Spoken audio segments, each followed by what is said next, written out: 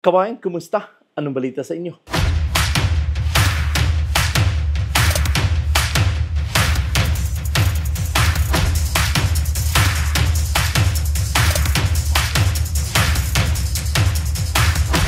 mga kabayan natin na gusto at nagbalak pumunta sa Canada, sana po ito ating video ay magbigay sa inyo ng ideya kung paano mag-apply. No? Dahil ito po yung napakagandang opportunity dahil kung kayo man ay mga high school graduate lang, talagang subukan nyo. No? And again, importante na yung inyong mga qualification ay magtama doon sa kanilang mga hinahanap nitong ang agency. At again, ang agency dito ay walang placement fee at ito po ay legit na agency. No? So sana po guys, again, na mapanood niyo po itong video upang kayo nga ay magkaroon ng mga idea kung paano mag-apply dito at ito po ay nasa Pilipinas ang agency.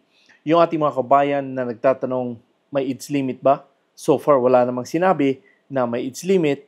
And again, yung ating mga kabayan na nasa ibang bansa, pwede ba silang mag-apply? Pwede kayo mag-apply dito dahil ito po ay pwede kayo mag-apply through online.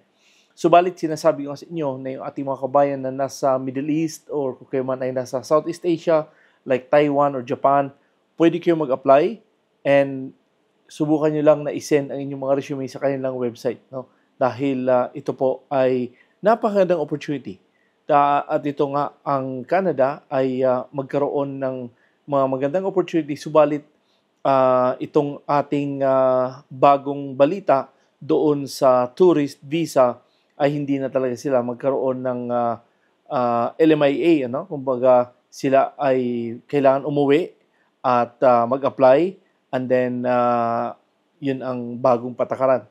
Subalit, sinasabi ko sa inyo lagi na dito nga sa Canada ay medyo pabago-bago, ang bilis magbago ng mga rules and regulation. Kaya nga sinasabi ko sa inyo na sinasanay ko nga kayo na magbasa dahil napalaking bagay na kayo ay magbasa. Ano bang mga updates dito sa Canada regarding sa mga ina-apply ninyo, no? Dahil napalaking bagay na yung inyong pag-apply ay kayo ay qualify, no? Pwede kayong mag-apply through Job Bank, Indeed, or puntahan nyo sa Saskatchewan Jobs, Alberta Jobs. Napakaraming opportunity na pwede ninyong applyan kung kayo man ay kumbaga interesadong mag-apply dito. Subalit, sinasabi ko sa iyo lagi na yung pagre-research ay malaking bagay.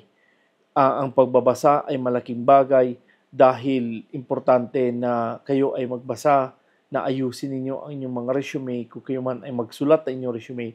Dahil dito ay talagang pagandahan ng resume kung ano mga pinangsulat nyo upang kayo may qualify. So, baga ngayon, ito pong ating pag-usapan ngayon ay itong trabaho sa IPAMS.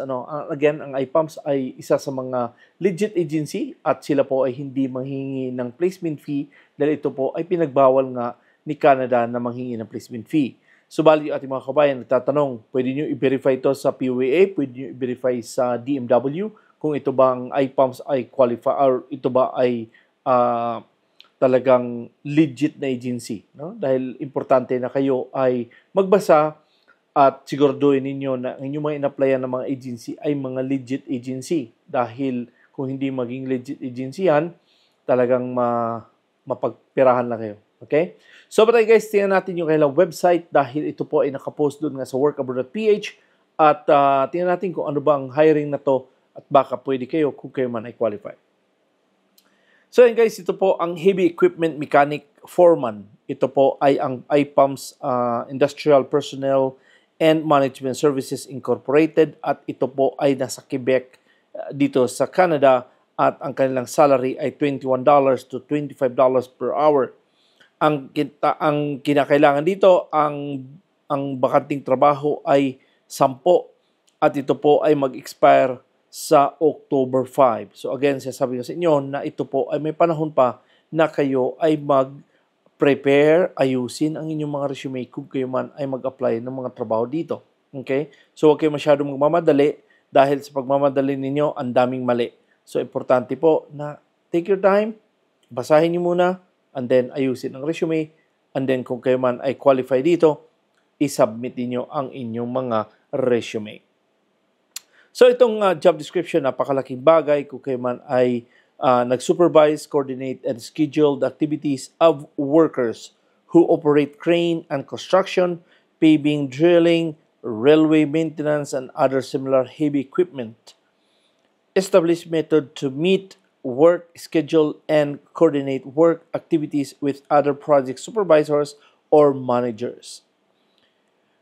Requisition materials and supplies. Resolve work problem and recommend measures to improve productivity. And again, pwede nyo i-email sa kanila ang kanilang sa kanilang website. At again, sinasabi ko sa inyo na itong qualification ay kailangan meron kayo, no? So ito po sila ay nagre-require ng 3 years work experience. Kung kayo man ay may mga 3 years and above, subukan nyo mag-apply dahil kayo po ay qualified dyan. And again, kung kayo man ay mga high school graduate, kayo ay qualified dyan. Pero kung hindi naman kayo a high school graduate at kayo ay may mga 2 years work experience lang, hindi kayo pwedeng mag-apply dito dahil hindi kayo maka-qualify. Again, positions of valid driver's license and ability to operate a 4-wheel light vehicle. So again, kung kayo man ay nagda-drive, importante po yan. Strong supervisory activities and demonstrated aptitude of making sound decision. Proficiency of MS Word for effective item monitoring. So, importante po yan na kayo po ay marunong sa Microsoft Office or Microsoft Excel dahil yan po ay kanilang kailangan. Napakadali lang po mag-operate ng computer. And again, sabi ko nga sa inyo, ito po ay nasa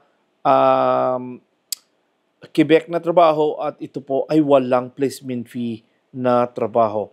So, sa mga nagtatanong dyan, saan ba itong agency na to? Ito po ay matatagpuan sa New Manila, Quezon City. Okay? So, ba't again sinasabi ko sa inyo na dito sa pag-apply, importante nga na kayo ay nagbabasa upang makita niyo kung kayo ba ay qualify sa mga trabaho, kayo ba ay may mga sapat na qualification, yung bang mga trabaho ninyo ay nag-meet doon sa kay IPAMS na mga requirements. So, pwede ninyong kopyahin ang kanilang mga job description, dagdagan nyo na lang kung ano pa mga ginagawa nyo. Napakasimple. No?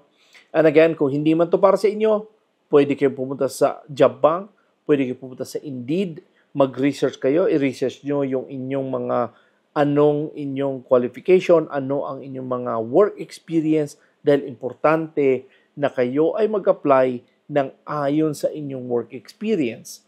At mag-apply kayo na talagang sabi ko sa inyo na meron kayong capacity na ability na ma-execute ang inyong mga experience dito sa inyong ina-applyan. Dahil kung kayo man ay mag-apply, kayo man ay may mga experience sa for example sa welder, tapos sa inyong ina-applyan ay housekeeping, napakamali po yan. Hindi po kayo makukuha ng mga trabaho. Kung kayo naman po ay mga housekeeping at kayo ay mag-apply sa housekeeping, basahin nyo at tingnan ninyo ang kanilang mga hinahanap, tingnan ninyo ang kanilang mga job description, anong mga hinahanap nila, tapatan nyo, kopyahin nyo at ilagay sa inyong resume, dagdagan nyo na lang ng konti para at least kayo ay makuha ng mga employer. Subalit yung ating mga kabayan, nagtatanong kayo, kami po ay nasa Middle East, kami ba ay pwedeng mag-cross country? Yes, pwede kayo mag-cross country. Maghanap kayo ng mga employer through dito nga sa mga agency or ito nga sa mga website ng Canada na malay nyo makakuha kayo ng mga trabaho na para sa inyo at kung kayo man ay matanggap ng mga employer, napakaganda yun. Okay? So, tiyaga-tiyaga lang talaga na sana ay makakuha kayo ng trabaho dito. At sa mga nagtatanong din regarding doon sa age limit, dito sa Canada, walang age limit. Subalit, nasa employer na po yan, nasa agency na po yan kung kayo ba ay matatanggap. For example, yung ating mga nagnais pang mga pag 50 plus na gusto pa rin mag-Canada, ito po ay depende na sa employer kung kayo man ay tanggapin. Subalit dun nga sa resume, hindi mo malalaman kung ilang taon na itong mga aplikante dahil wala ngang sinusulat na by data yung mga resume dito sa Canada.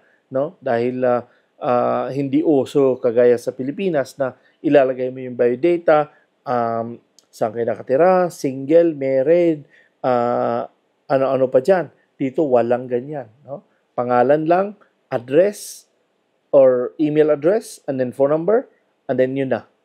Tuloy-tuloy na. Walang biodata dito. Okay? So, parang sinasabi sa inyo guys, na talagang napakaraming opportunity na pwede ninyong apply sa Canada, subalit na sa inyo na po yan. Itong aking mga pinagsasabi dito ay ito po ay para sa inyo, ito po ay gabay lamang sa inyong pag-apply, at least mayroon man lang kayong mga idea kung paano at saan kayo pwede mag-apply.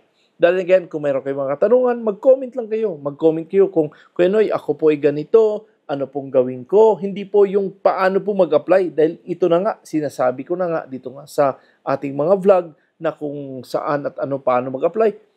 Talagang panoorin nyo ang mga video. Kasi kung hindi kayo manonood sa video, talagang sinasayang nyo yung opportunity na mga nai-offer.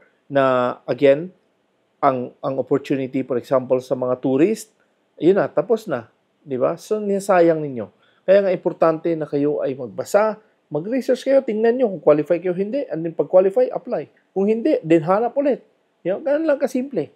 Okay? So, guys, sana po ay may matutunan kayo dito sa ating vlog.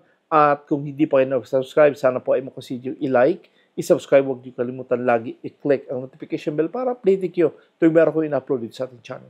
At pwede niyo i-share itong ating mga video sa inyong mga social media platform, Facebook, sa inyong mga TikTok. Subukan niyo i-share itong ating mga video dahil ito po ay makapagbigay man tayo ng mga ideya sa ating mga kababayan na gusto at nais pumunta dito. At again, sabi sa inyo, marami pa akong mga videos dito. Panoorin nyo, magkaroon man lang kayo ng mga idea kung paano mag-apply or ano bang dapat gawin. No? And again, mag-comment kayo kung meron kayong mga katanungan. So, ganun po mga again. Maraming salamat ulit sa inyong panonood at subaybay sa aking channel. Ako po si Noy Tebs. God bless and have a wonderful day.